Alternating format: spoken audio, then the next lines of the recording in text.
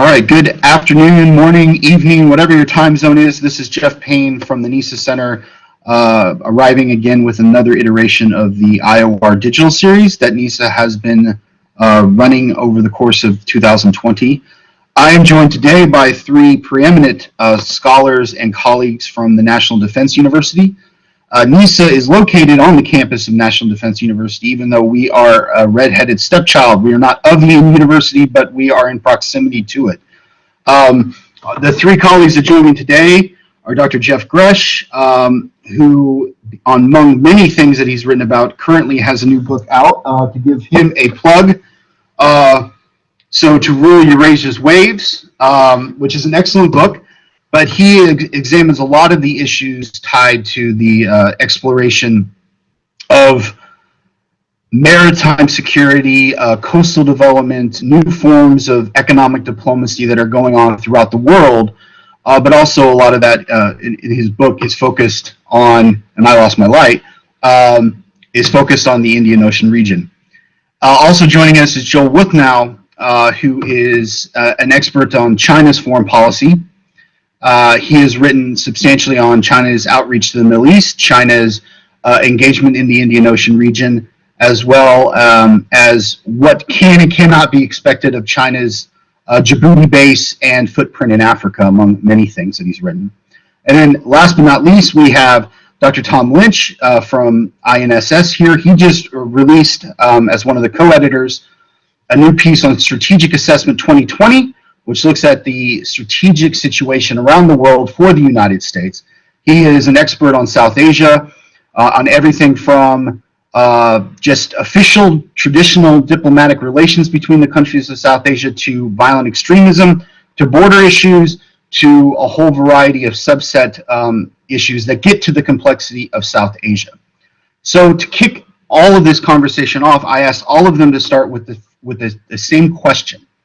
And that question was, in essence, what they see as the main issue priority or the main set of issue priorities for the United States in the Indian Ocean region.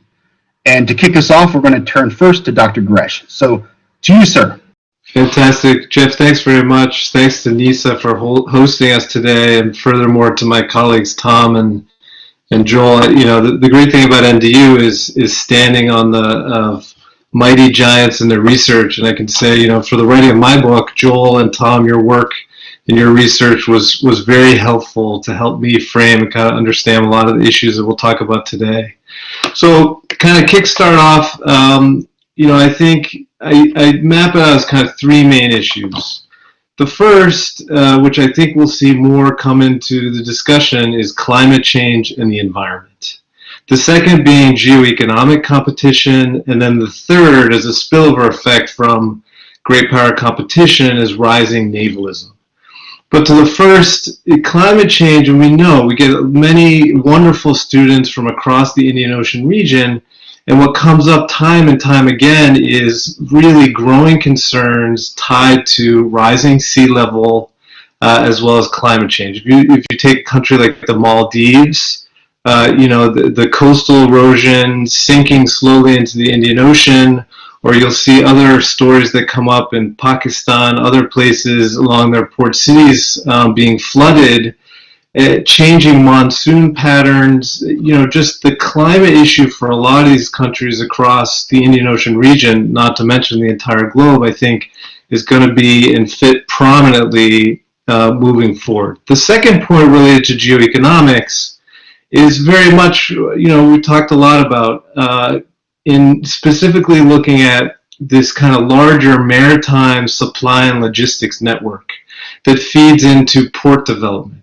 But the issue and the challenge for the United States is that, you know, China's certainly been at the kind of front leading edge of this, but is the dual use nature potentially of a lot of these ports. But first and foremost, it's very much driven by geoeconomics. You know, it's all in the shipping industry, as we know, it's about bottom line economics. If we can kind of make our network more efficient and more capable and speedier, and we're, you know, monopolizing a lot of these ports and, you know, cranes and all the other shipping elements that go with it, that's only going to help in terms of our larger global capacity and global push. And certainly in the case of China, and Joel, can certainly speak better on this than I can.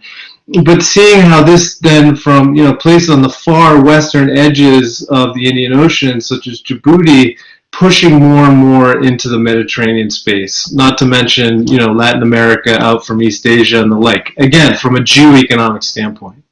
And then the third point, and we can obviously unpack, and I'll be curious to get my colleagues' insights, is the phenomenon or the concern of a spillover effect, great power competition in the maritime domain specifically, that is tied to navalism. This growing increase and emphasis on naval development and capability, the growing or construction of a blue water naval capacity, and the challenge is that this, in a lot of these, especially the choke point areas, if you're talking about the Bab el-Mandeb, the Strait of Malacca, the Strait of Hormuz, these can be very congested areas. And so having more, if countries such as China or India or the United States for that matter are traversing these very narrow choke points, you have the potential and possibility for an inadvertent collision or accident that could spill over into something else. And you see this growing phenomenon just in the last couple of weeks, Russia announcing the establishment of a base in Sudan, for example, 300 military personnel, 4 warships. Djibouti obviously is a well-established case. We can certainly about that. And so seeing, and it's not to say that Russia is going to come and take over the Indian Ocean. That's not the case at all.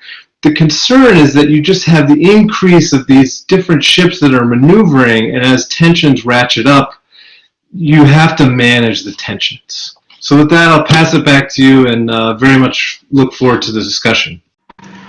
Jeff, thank you. That's a good kickoff point, and I do automatically already have follow-ups. But Joel, to you, to add on, especially because China, it fits prominently into the question theoretically that I asked. Okay, great. Thanks, Jeff. Thanks for having me as part of the series. Again, good to see you, Geoffrey Gresh, as well as Tom. So you asked us to talk about our view of the challenges to the U.S. here in the region. And so very concisely, I think what I'll try to do is to answer this from the perspective of what China is doing in the larger IOR and what I see as potential or incipient threats to our interests, to U.S. interests that are posed by China. The way I'll frame this is to talk about what I see as threats to the liberal rules-based order in the region, and in particular principles such as peaceful resolution of disputes, democratic governance, freedom of navigation, things like this that are ultimately in our own interest to uphold in the IOR as in other regions. So the first one I would make, I think, is that the challenge posed by China in the IOR is different from in East Asia. China has different interests and certainly different capabilities in the IOR. And so the challenge for us, I think, is less dramatic, but I think we can still describe some tendencies and trends that are potentially worrisome, even now. I'll kind of talk about 3 areas: military, ideology, and economic. So in the military arena, I think, the problem from China is most pronounced in terms of the territorial disputes that are ongoing in the Himalayas with Bhutan and India. China is doing what it previously did in the Spratlys, trying to change facts on the ground through military construction rather than through dialogue. We saw this year the use of lethal force from China, so crossing a boundary that they hadn't crossed since the 1980s. With respect to freedom of navigation, I think it's a more complicated story than in the South China Sea because China doesn't have territorial claims in the IOR, and also because its naval presence is much smaller and temporary in the IOR. So I don't describe that as a current challenge that we need to worry about today. That being said, China is certainly developing the capacity to have a more pronounced naval influence in the Indian Ocean. I think a lot of that is actually driven by the need to protect what China sees as vital sea lines of communication and commercial interests, and in particular those that they perceive as potentially threatened by the United States. And so there's a bit of defensiveness from that point of view. But that being said, the future is hard to predict, and if they have greater capacity, then they may take a more provocative posture on that. With respect to ideology, I think right now a lot of the conversation is whether or not China is trying to export a certain model of governance that conflicts with the democratic model that we value, and especially whether they're trying to export a kind of market authoritarianism. This is a debate, certainly in our community, whether and how much China is actually trying to do this. I think there is something there. Especially in terms of diplomatic language and rhetoric that they use.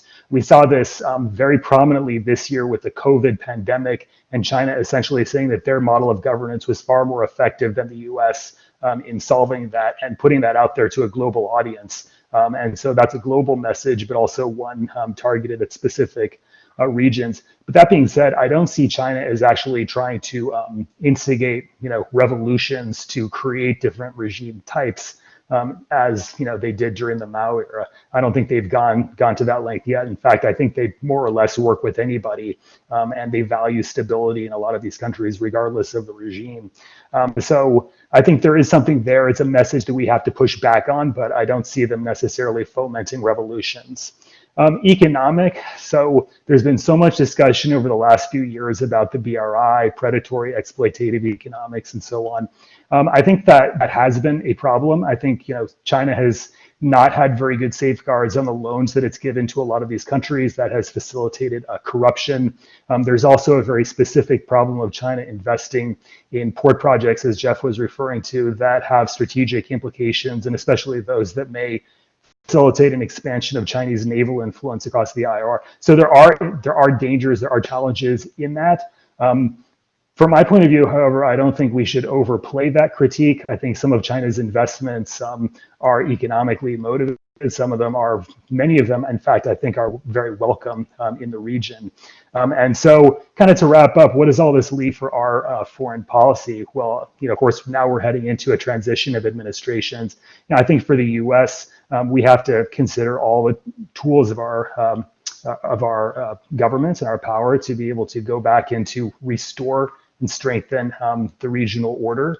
There's been talk, of course, recently about whether we should expand our own naval influence and create a first fleet, things like this. But I think we need to reconsider how we are using our economic tools of power, our diplomacy, showing up at regional forums, and not antagonizing allies and partners and things like this as a cornerstone of our effort to kind of push back against what I see as this sort of incipient, not yet totally clear challenge that China is posing beyond the Asia Pacific. Before I turn it to you, Tom, Joel, I think that's incredibly well said because of the issue of the China hype when it comes to U.S. foreign policy. What China actually is doing, what they could do instead of kind of the dramatization of China as this ever-present kind of specter that is everywhere, especially in the Indian Ocean region. So I appreciate those comments. Tom, to you, because I know that you, just based upon your wealth of research, you can add a multiplicity of different avenues to talk about the IOR related to China and also completely jettison of China. So to you. Hey, great, Jeff. Thanks so much for having me aboard today. Thanks to you and Terry Wolf, Dave Lamb, and the team for conceptualizing these events and activities. I couldn't be more spiritually or functionally aligned with you guys on the importance of thinking broadly across this wider Indian Ocean region and really the Indo-Pacific region, because for all the baggage that term has that comes with it, I'll have to confess to being a purveyor of that term for over the last decade. I and several colleagues traveled out in 2012 to the Indo-Pacific to advocate with the command there that we actually start to think in terms of the Indo-Pacific region. And the military command at that time was like pushing on an open door. The State Department and the foreign policy apparatus was not quite so welcoming, but I think we've moved on from there. A couple of quick notes before I start and focus slightly differently than my two colleagues who I'm delighted to join today. First, you mentioned earlier the book that we just completed here at INSS, so I'll take the opportunity to do the show and tell here. It is titled Strategic Assessment 2020, Into a New Era of Great Power Competition. It is a collection of original research pieces and it is available online on the INSS website to all in a chapter by chapter as well as a whole book format. So encourage those who are interested in some wider topics on that to take a look there. Second, I just want to highlight that my comments here that follow are all based upon my own research and do not represent necessarily either the National Defense University, the Department of Defense, or the U.S. government. What I want to talk about briefly, though, is what I would call both the great challenge and the great opportunity of the Indian Ocean region, and that is India. And specifically, I would argue that the challenge really is for the United States to manage and optimize the strategic rise of India into the modern era. And I'll make a couple of points on that, principally related to what I would call the standard lines of state-to-state interaction, and then also what I think I would describe to be the slow but inevitable convergence of strategic thinking between New Delhi and Washington that's been ongoing for a while, but arguably has been accelerating in several areas recently, but also is accelerating with the foot on the brake pedal when you look at some other areas. So let me just kind of talk through those if I could very briefly, and hopefully that'll provide some fruit for further discussion.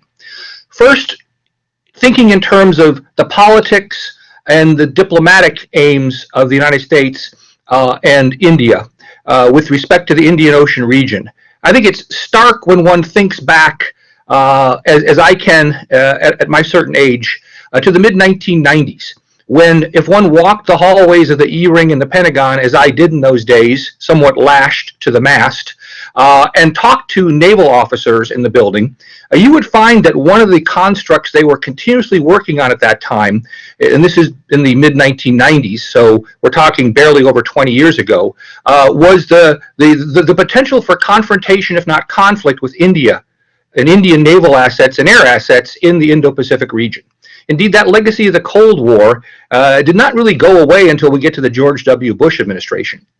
But that transition did in fact take place, and it took place on one level kind of dramatically, particularly with the U.S. providing India with an exception to the nuclear weapons development process that took place in the Bush administration, but it also took place subtly, with the United States moving beyond its past concerns about India's willingness to stay tethered to the third world, and also with a quite stark realization that India was in fact a rising power, and that India had the propensity to accede to great power status at some time in the future. And so thinking began along the lines of strategic interaction and dynamics with India. And initially, those interaction and dynamics took place in the area of counterterrorism, of course, the great paradigm of that time. As we transit to about 7 to 8 years ago, though, the United States starts looking more and more askance and beyond counterterrorism, and starts thinking more and more in terms of leveraging India's strategic position vis-a-vis China. A China that the U.S. was becoming, as Joel has mentioned and Jeff has mentioned, ever more concerned about in terms of its economic trajectory. And I mention this because right about the time of the turn of the last century, in 2010 or so, India's longtime strategic denizen, who passed away in 2012, a gentleman named K. Subramaniam, described what he thought was the political and ideological inevitability of U.S. and Indian convergence. Indeed, he noted that India and America, one the oldest liberal democracy in the world, and the other the greatest liberal democracy in the world, had indeed had great challenges and conceptual differences for the period of time from India's founding in 1947.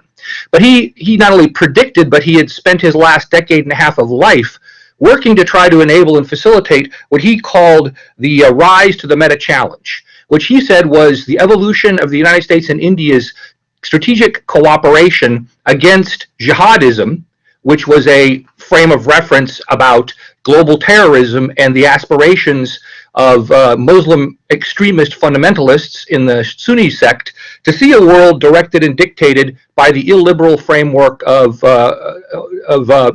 non-party, non-democracy jihadism. And he said the challenge now was to deal with what he saw as the rise of one-party authoritarianism. And at this time, 2010 or so, China was pretty obviously the place that K. Subramaniam was talking about.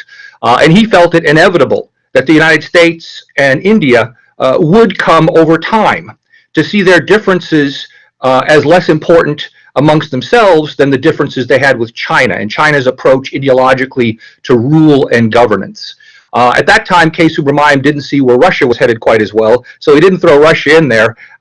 We could probably, append Russia to that one-party authoritarianism right now, but certainly with a less particular spin than China has. So I mention that to say that, it's been present now for at least the last decade, that there's amongst the top strategic circles in both countries, this notion that there is an inevitable convergence in this meta area about trying to find a way not to fight China, but to try to counter China. And much as there was a counter to one world jihadism, there's an effort, at least on the part of, I think, the strategic denizens in both countries, to find a way to better bring together the two countries. Now, the challenge in this, and the second point I want to make, is that there are great differences between the United States and India. Not so much in the way in which they look at, liberal democratic governance principles and how they look at the world as being better when it is focused on multi-party pluralism as an approach and fundamental human rights as an approach.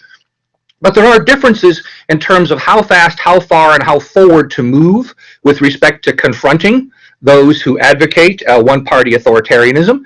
India wishes to move much slower. The United States, of course, recently has wished to move much faster. I think there's going to need to be an equilibration there between the two sides, taking advantage of opportunities.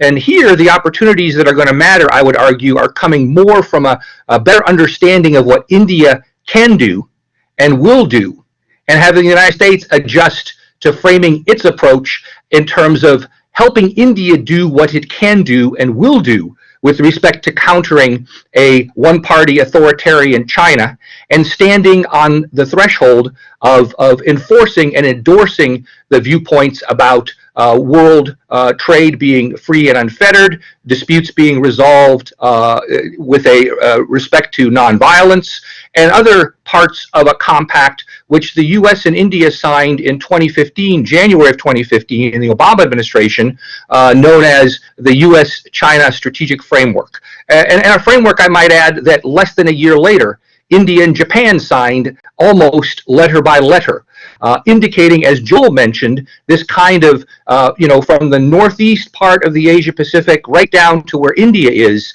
a framing and a reference, as K. Subramanian had mentioned, which is an advocacy for a world that stands on orders, rules, and norms that are oriented around pluralism, unfettered free trade, free communication, and the free flow of information.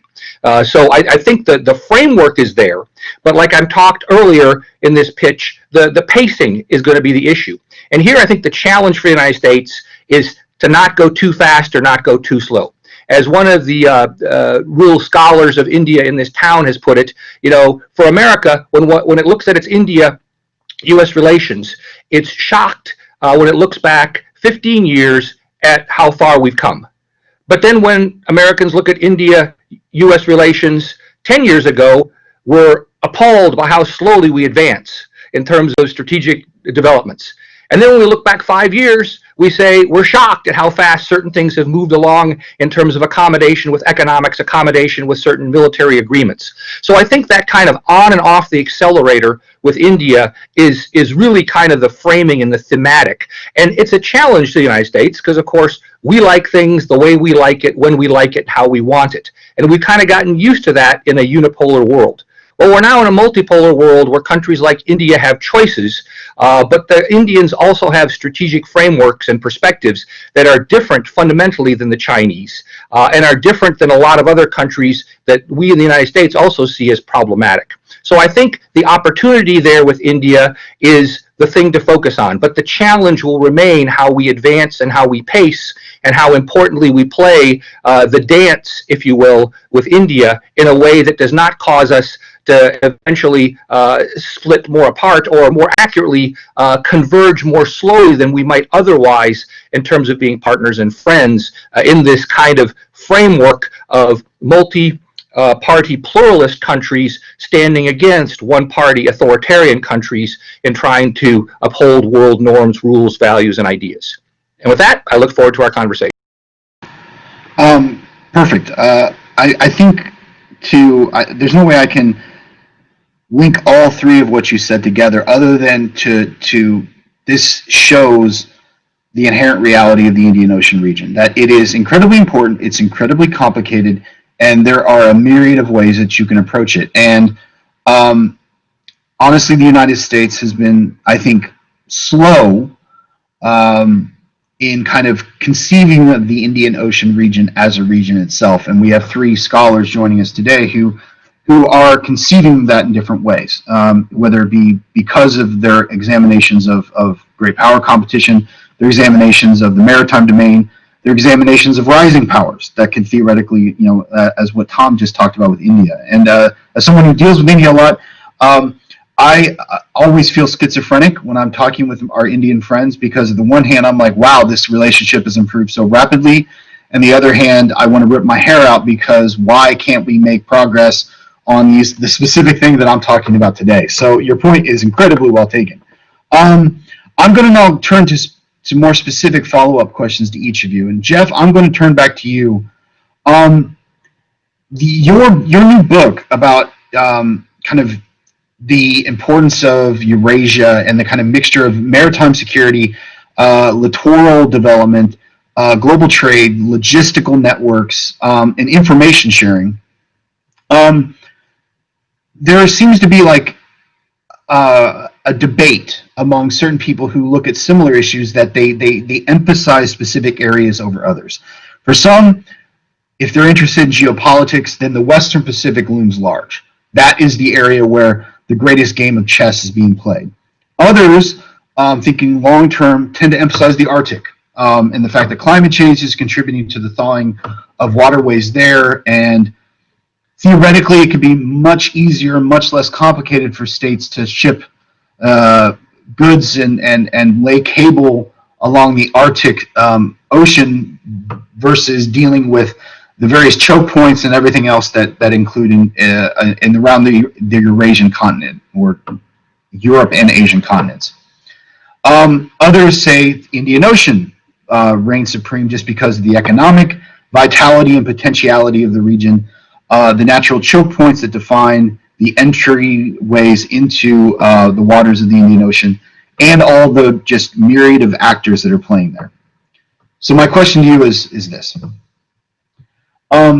Is it a silly question to talk about what region should be emphasized more in this kind of conception?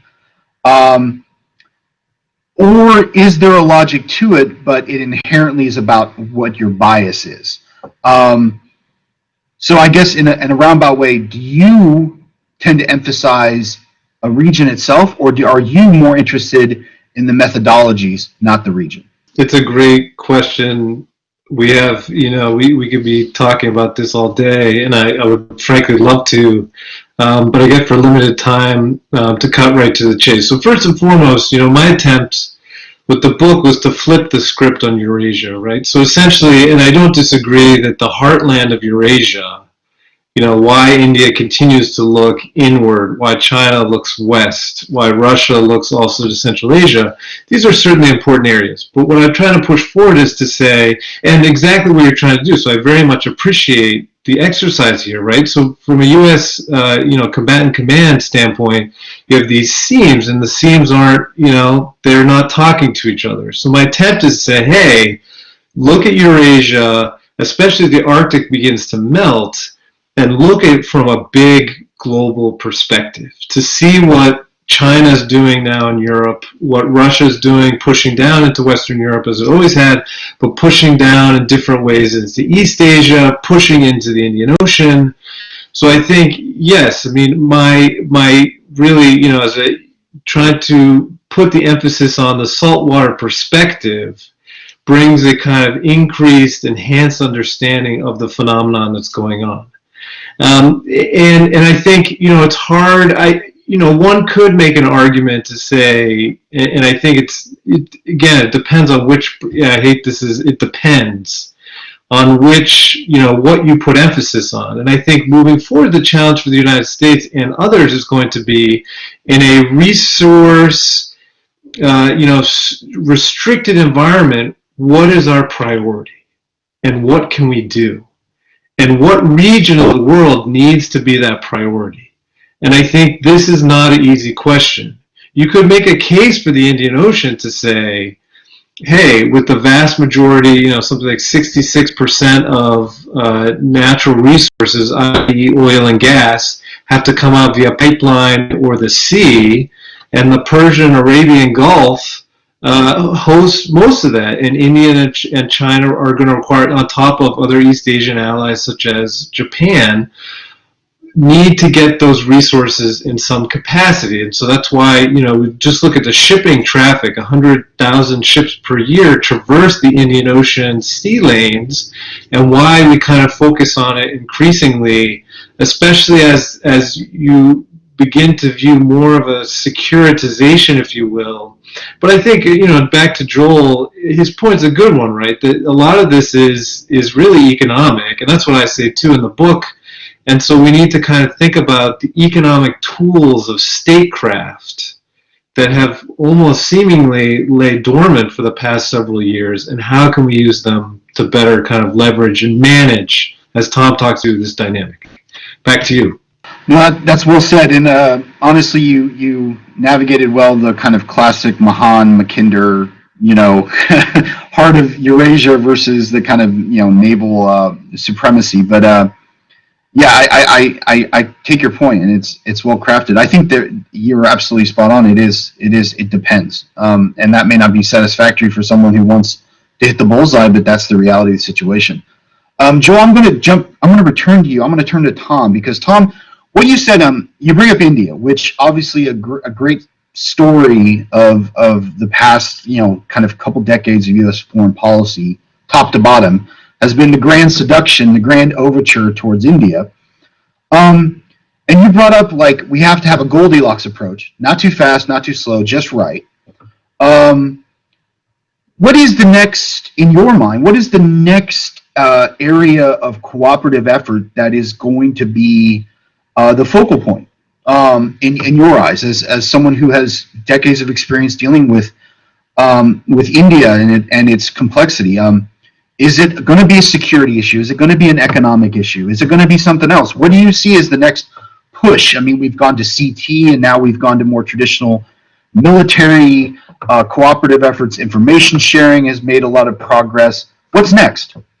Yeah, great question. And in terms of thinking about that, I think it important that the premise that I advance, which certainly can be challenged by some, but I think is very defensible, about this notion that there is, when one looks at lines of state interaction, and you think in terms of diplomatic, political, you think in terms of ideological, you think in terms of information, you think in terms of military interaction, you think in terms of economic, those kind of 5 lines, which I might add are laid out in the book as a framework for thinking about great power relations. But when you think about those with India as a rising power between the United States, first at the political, there is symbiosis. That's where the progress is, although anytime you get 2 liberal democracies that are federalist in nature and have, rights assigned to individuals and regions that take priority over the center, you're going to have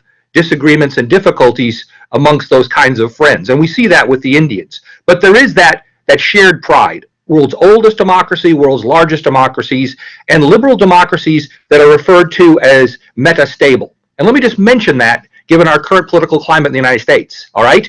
India is the lone nation in South Asia, or Southeast Asia for that matter, that has had democratic elections and freely transitioned changes of elected government from one party to the other that have not been militarily or violence contested. All right, so they've had free and fair elections and transitions. All right, no other state in South Asia can claim that. No other state in Southeast Asia can claim that in the last 40 years. Certainly Africa has got no obvious cases. And so the United States and India kind of share that together. That's kind of a norm. So I think there's convergence there. We're already kind of there, but you have the normal frictions. What about then in terms of ideology? And that's where I think the long-term strategic, marker is. And we're not talking 2030 or 2035 for convergence here. This is the notion from K. Subramaniam and the discussions that started back in the 2010 period.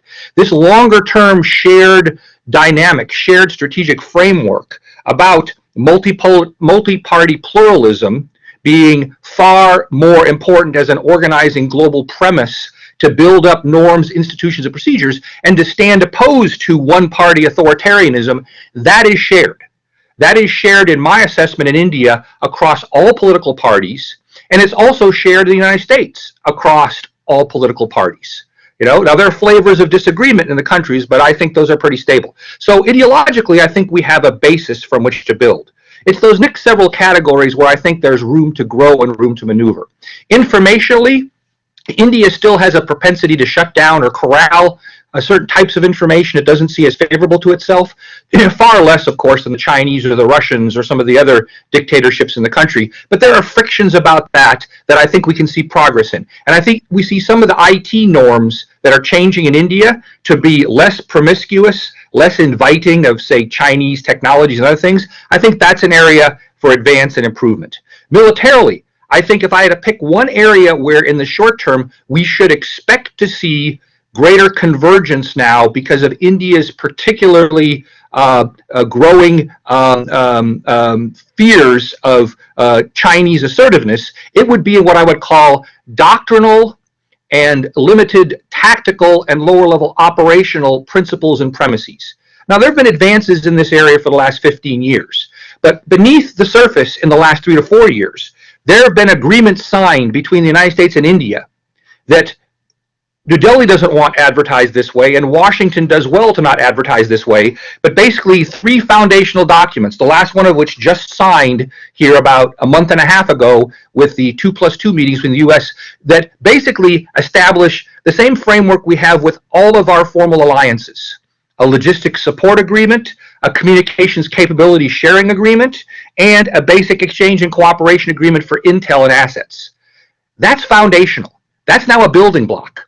But the United States can't get ahead of its own headlights or beyond its skis with India.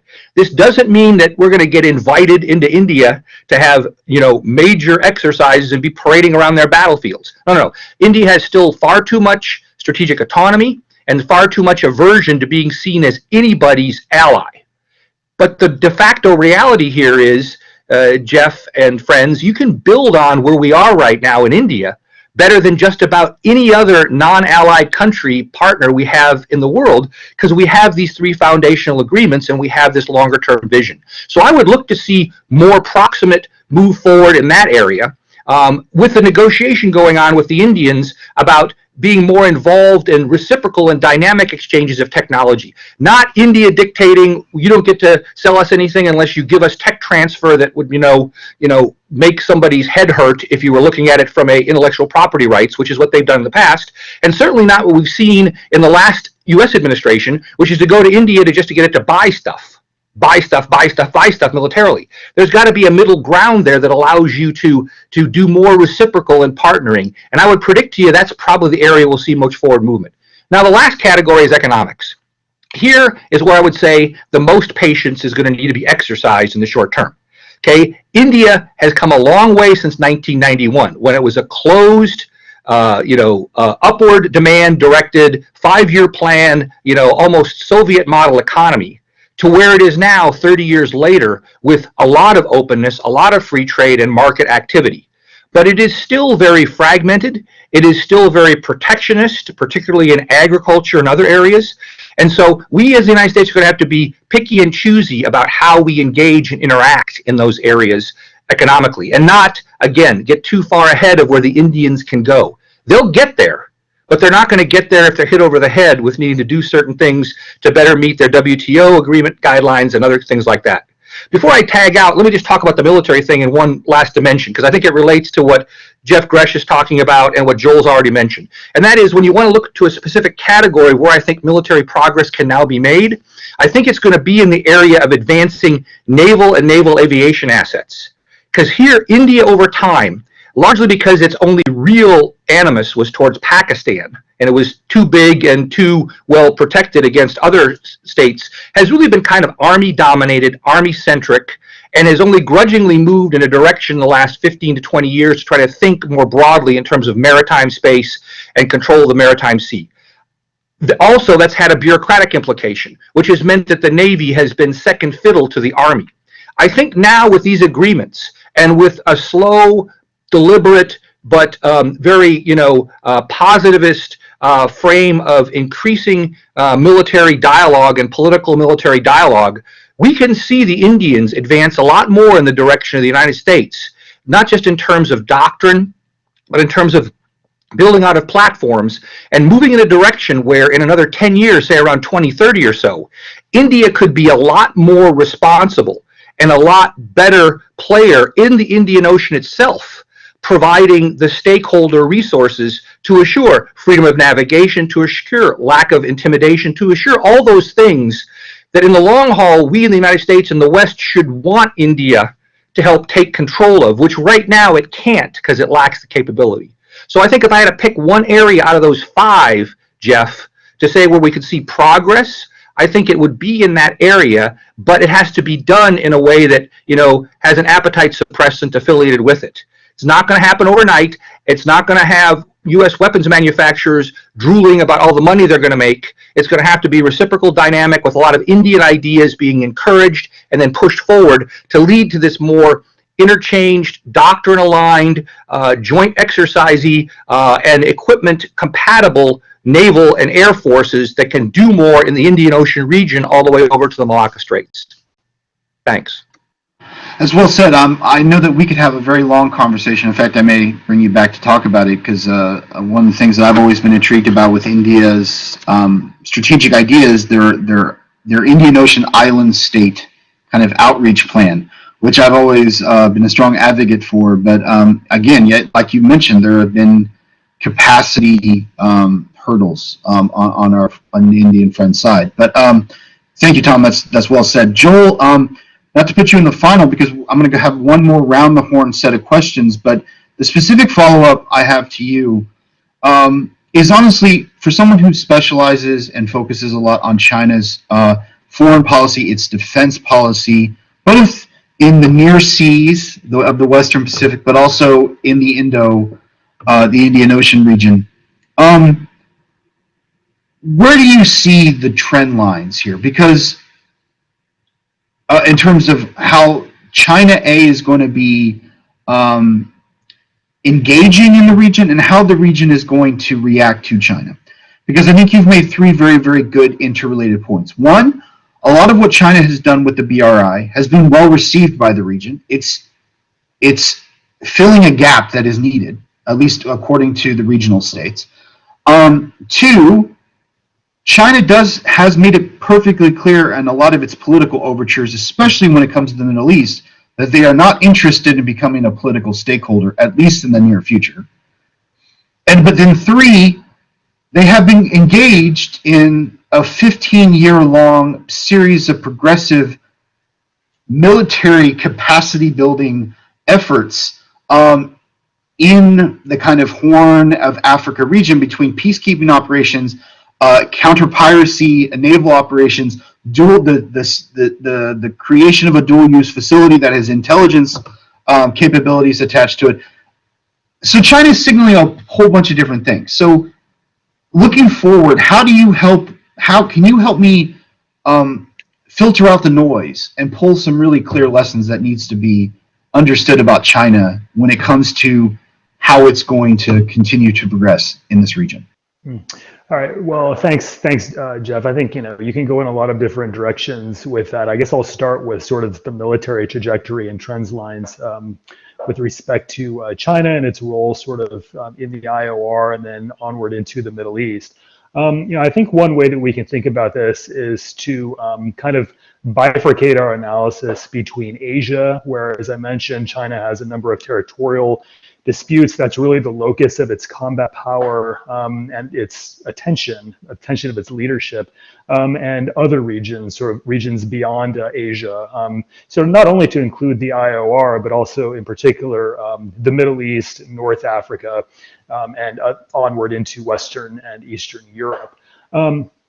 And so I think, part of the way I would analyze that is that China's attention in those other regions is much less focused on combat, in part because China lacks territorial disputes. It's much more focused on protecting overseas interests, which China defines quite broadly, especially but in the economic sphere. So protecting Chinese nationals who live in these regions, protecting particular investments, and in the maritime domain, protecting those critical sea lanes that link Asia with Europe in particular. And so when we analyze this proliferation or kind of incipient proliferation of bases from the PLA, my assessment as of right now is that China is not trying to replicate the US basing structure of the Cold War in order to conduct major combat operations overseas. What they're really trying to do is to protect their commercial assets, and in particular, there's sea lanes.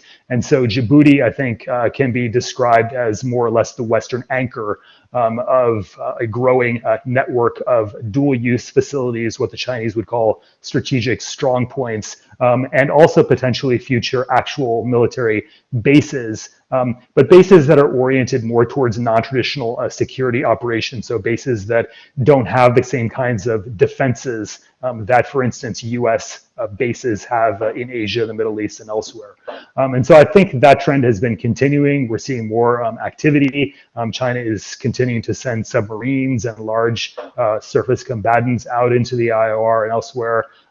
Again, I think some of that is triggered by their fear that the U.S. could try to cut off China's trade in a conflict. Part is just simply exercising influence and showing that they have the capability to do that. And also there's a training purpose, because all of those crews are gaining valuable experience when they go out there to do anti-piracy operations. So they're learning a lot of things when they do these things. So that's more or less the military dimension. Economically, I think what we can say in a nutshell is that China in the IOR, as in other regions, is simply trying to cultivate stronger trade relationships. China is a very important import market for a lot of these countries. China has also done, as you know, quite a lot of BRI loans, investments. So they're building all sorts of things in the region, whether it's bridges, airports, ports, fiber optic cable infrastructure, and so on. And so they're providing a lot of this, I think, in order to, from their point of view, strengthen regional connectivity, in order to, in the long run, both garner, diplomatic and economic influence, but also to strengthen those connections across the Eurasian landmass, of which the IOR occupies a very important sort of middle position. So I think, and that can help to explain part of the trend line. I think, though, there has been a divergence with the BRI from sort of the early years when they were just going all out, investing in almost anything, competing for almost everything, and so therefore making quite a lot of bad investments that no one else wanted to do. And now I think they're being a bit more careful in terms of what they're funding. They're thinking more carefully about long-term rates of return, profit on these investments, and they're controlling that because they realize that they don't have unlimited foreign currency reserves and inexhaustible resources. And so I think they're being more careful. That being said, I think from a U.S. perspective, what we should worry about is not BRI in toto. I think it's basically a segment of projects that either will have very serious negative repercussions for those countries, so things that are exacerbating corruption, for instance, in Sri Lanka, things like this, or things that would allow China to occupy a stronger strategic position from a military point of view.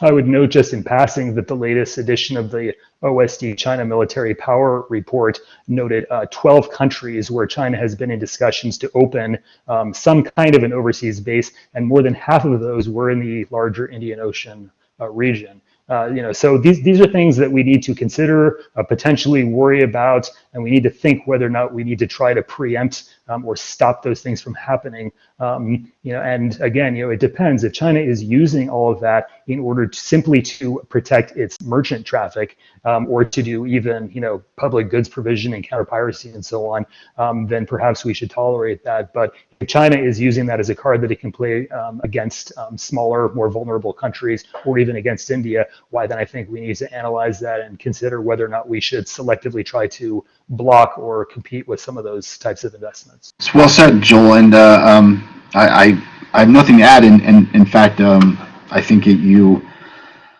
elaborate effectively on how the BRIs become more tempered. I think that's a key data point that a lot of people overlook. They still think of it as in the largesse of 2014 instead of the much more disciplined set of institutions it is today. Before we end, I want to do just a quick round with a final question. So Jeff, you brought up the kind of idea of Eurasia's outward kind of influence ability, and I'm maybe not putting that correctly, but and how that includes maritime domain. Joel, you talked about how China has increasingly pushed through economic and diplomatic and somewhat military means into the Indian Ocean region. Tom, you emphasized the kind of looming regional powerhouse that is India in the Indian Ocean region. In fact, India often jokingly, the Indian naval guys that I work with a lot often say, well, it's our lake, so everyone should ask our permission to come in. Let's jettison all of that. And the final question to all of you is, if you were going to speak right now to the new administration, we're in a period of an administrative change, what would be, for you, a recommended policy or a recommended area of focus that doesn't get a lot of attention, that you think there are real opportunities for the U.S. To push into? Whether it be they would be it would economically make sense, it would gain a lot of goodwill, it would be a strategic communications win, whatever. I mean, what would be something that you would recommend beyond the grand overture of India, the continued watchfulness about China, the continued recognition of the importance of the maritime domain? What would you start with? Since this is not a question any of you were expecting, I'll let whoever wants to volunteer go first. I'll go first because I'm probably easy. I'm not going to variate off theme, Jeff. I'll just maybe modify a brief bit what you provided as a summary about a grand bargain, and modify that to say what I would argue for as the under the waterline important work that needs to go on is not a grand bargain with India. The grand framework I'm arguing is already there. Okay, this long-term, multi-party pluralism that respects human rights and dignity framework that underpins India's view of itself and its view of like-minded democracies, to include the United States when the United States stays on what India thinks is good behavior, versus the one-party authoritarianism that India sees as a clear and present threat, that has been a threat but not a present one in Tibet, that has been a threat but not a present one to India in the South China Sea, that has been a threat but not a present one to the Uyghurs and also to the Mongolians. Okay, India is seeing all of that as a lot more of a threat right now, and there's an opportunity there, because an opportunity that hasn't been exploited, I would argue, by this administration, for all the friendly talk between Modi and Trump and the administration, and for all the work that's actually kind of quietly gone on beneath the surface between the defense departments.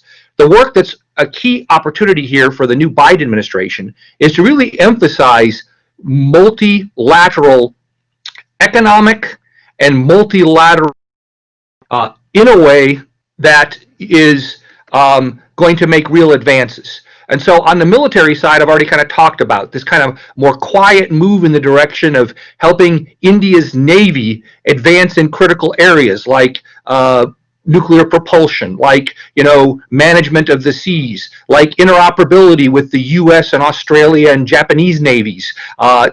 Not so much to get them to look like, act like, and talk like us, but to think like us and be able to share information with us as they expand their capabilities to provide a presence in the Indian Ocean. And then something I didn't talk about that I believe will require much more patience, but is also important for a new administration, and that's multilateral collaboration on what I would call alternative geometries to the BRI. And those alternative geometries are things that would need to span from Southeast Asia through South Asia and into Africa, the Horn of Africa. Because here, there's a dearth of investment alternatives for strategic projects. There's a dearth of creative thinking about exchange of goods and services that ties in America. And I say that ties in America because if you look, the Indians, in conjunction even with the Japanese and the South Koreans and the Australians, have been talking for the last couple of years on their own about building out a trade and transit corridor from India and South Asia down to Africa that would feature Japanese funding, that would feature South Korea funding, and that would help build out things in ports and would provide some of those alternatives to Chinese investment in those very states that Joel has mentioned. There are conversations now about maybe permanent Chinese military presence, but it be done multilaterally, not just India, which can be intimidating to some of the smaller states in South Asia, especially if it's just India. The second dynamic is to better utilize outside funding and, United States more participatory in that funding, using more creative sources than, say, the historic Asia Development Bank or IMF, but using other investment mechanisms in Southeast Asia, in strategic ports and strategic areas where future transit, like, unmanned aircraft transit, or like hubs where we're going to see arguably, much more modern manufacturing, which would be the things that are done in 3D printers, industrial scale 3D printers, to build out those kind of hubs and things. To get involved in that, where the U.S. has been kind of truculent, kind of reluctant in history, in that South Asia, Southeast Asia region, but to do that with an eye towards trying to build out alternative economic geometries, multilateral economic geometries, to offset or at least provide choice from the BRI, which, as Joel has mentioned, and I think Jeff alluded to, is in some ways the only game in town right now. All right, so to provide that at the same time, we're realistically trying to work with the Indians to think better, to work better, and to be interoperable, to provide that kind of safe space, that kind of freedom and openness in the high seas of the Indian Ocean region, or the Western Indo-Pacific, if you will, so that by the time we get to the end of this decade, the Indians are there as a compatible partner, not an ally, but a compatible partner that can provide us that kind of responsible oversight, thereby freeing our naval assets, to the extent they're necessary, to work further into the Pacific itself to counter China or to counter other threats to that openness and that freedom and democracy that others want. Thanks. Thank you. That adds a lot of additional complexity to the report I have to write up. So thank you, Tom. Excellent. Jeff, you also jumped in, so I'll turn it to you because you had an idea. Sure. Let me piggyback upon Tom's excellent points, and again make three the one that I started out with, and this is kind of an iteration of what Tom just pointed out. First, the environment, but specifically tied to that, infrastructure. There is so much future potential in the United States getting involved. And I think if you tie it into the larger discussion, and it appears that the Biden administration, rightfully so, is going to focus a lot on climate change, especially in the context of the Indian Ocean, rising sea levels. There's a great, easy, kind of soft economic power and outreach that we could be doing. We have companies and firms that are trusted, and we know, as we alluded to, discussed, how a lot of the Chinese BRA projects have failed for a variety of reasons, not all over the place, but some of them is just engineering has not worked out. However, there's a real dilemma in this, and I'll just bring up a quick anecdote that I saw in Israel. Many years ago, when they were wanting to build and extend the terminal in Haifa, Israel, The Israel's reached out in a soft capacity to U.S. firms to say, hey, come and bid on our terminal project. Radio silence. No U.S. firms, and I get this is a real challenge for the United States. A lot of the countries that China is involved in, there's huge risk. But that's a real, kind of signal of it's going to be easier said than done. So I think trying to figure out how in the right places the U.S. government can aid, whether it's the Department of Commerce or otherwise the State Department. And Tom talked about, the IFDC, for example, which there was great discussion and potential that, taking over from OPEC, having a $6 billion budget of repurposing. But the priorities and the focus under the outgoing administration just it wasn't a cohesive strategy or tactics, if you will. So it'll be hard moving forward. The second one, and we haven't talked a lot about this, it's a real growing fascination for me, is the cyber domain and the submarine cables that line not only the Indian Ocean but the entire globe. And to think there are only approximately 200 submarine cables that blanket the ocean shores. And you have to look at the case of Djibouti. 7, 8, maybe there are a couple more, but definitely 7 in place as of a year or two ago. 2 of them are owned by the Chinese, 5 by others. To put it in comparison, Russia only has 2 cables running in and out. The Chinese right now are running, again, makes good economic sense. They've run successfully a cable from Marseille, France, through the Suez Canal, down in Djibouti, connecting it up into Pakistan, through the Maldives, what's called the Siwi-Me cable, or the Peace Cable, the Pakistan, East Africa, Connect to Europe project. It makes sense to have a resilient line, but I think there needs to be more of an understanding and also, frankly, protection of a lot of these, because power is information, and the cybers is a direct link to that. And the last point is back to Tom's point too about allies. I couldn't agree more. One organizations, multilateral organizations that's thrown out there is the Quad. And we talk a lot about the Quad. What can the Quad do? Maybe it's going to come back. Yeah, I think there's a lot of potential. And then when I was traveling, one of the other suggestions that was thrown there, why don't we include the British or the French? Others who have strong vested interest in the Indian Ocean larger region, let's bring them in too and figure out how we can have some sort of spillover, positive net effect from that. Back to you. Thank you. Well said. Joel, to you before I wrap us up.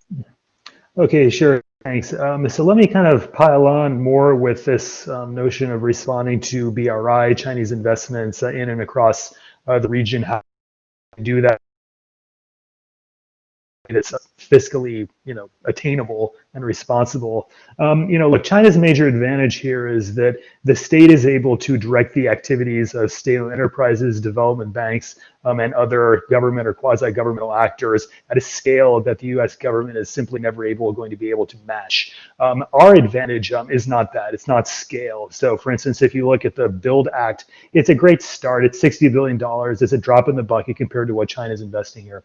Our advantage is really this network of international partners, both countries, including Japan and India, that share similar values, as well as international financial institutions and private enterprises. So this network of relationships that we can and should try to marshal to provide good alternatives, quality alternatives to these countries. And so the question, though, is we lack comparable resources. How do we pick and choose what to get involved in, what to try to steer private enterprises into, and to build coalitions around? And I would just say simply that we need a good set of metrics to decide where to put our limited resources. We shouldn't be trying to compete everywhere in every country on every project with China. I think that's just simply not a feasible solution. So how to do that responsibly? The second and I guess final point that I would make concerns messaging to the region.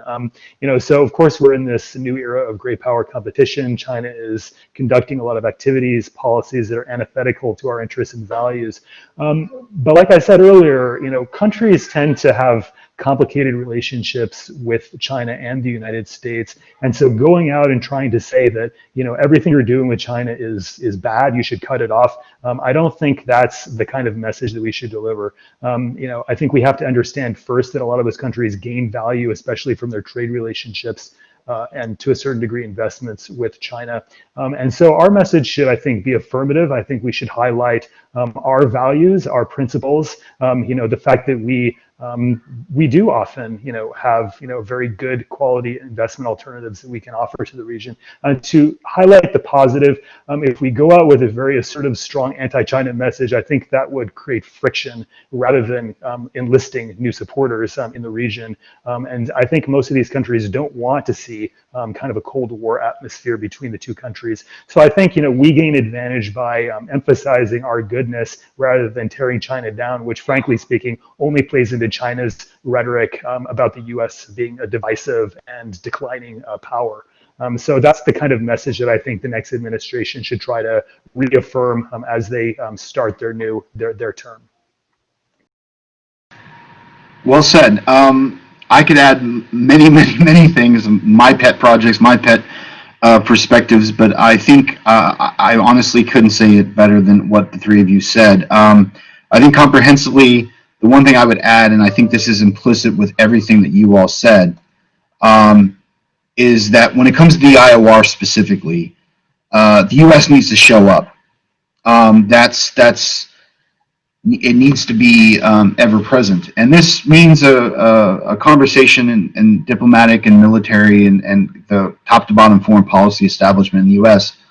of priorities, of making sure the communications point is present, and so that the region sees us there as much as possible. And so I think that would be one thing that I think is an echo of what all of the three of you have said. But Dr. Gresh, Dr. Wuthnow, Dr. Lynch, thanks so much for carving out time. Honestly, I expect to come back to each of you individually for follow-up sessions, because I know there were many additional things we did not have the chance to cover. So with my thanks and with NESA's thanks, we greatly appreciate you carving out time and look forward to talking to you again in the future.